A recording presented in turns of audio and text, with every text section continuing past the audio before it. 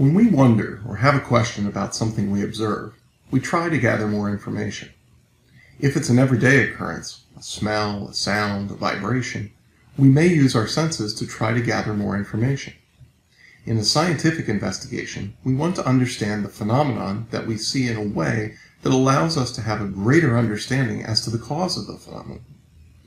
When scientists design an investigation, they start by asking a cause and effect type question, one that clearly identifies one specific characteristic or variable that will be changed and one specific variable that will be changed as a result.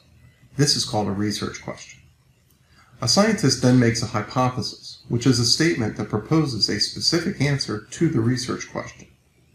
A hypothesis statement should clearly state what is being manipulated or changed on purpose, the independent variable, and what is responding or changing as a result, the dependent variable.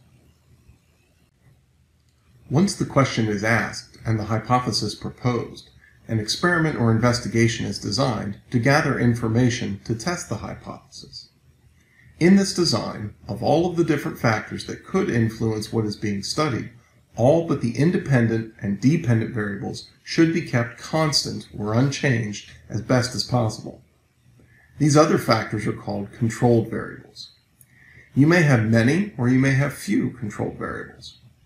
Experiments are run multiple times, called trials, and each time you change the independent variable and observe what happens to the dependent variable. This information should be recorded in a clear, easy-to-read format. Usually a table works well for this purpose. Once all the trials have been run, the more the better, the data collected can be organized and analyzed. There's a saying that a picture is worth 1,000 words. For many people, relationships are easier to recognize visually in a graph than they are by looking at data in word or number format in a table. There are lots of different types of graphs we could use, but the most common type used is probably the scatter plot. Sometimes, if the independent value is limited to specific values, meaning there's no possibility for in-between values, or there's categories, or it's non-numeric data, then a bar graph is used. When graphing your data or reviewing the data of others' experiments, you want to be aware of potential bias in the representation of the data.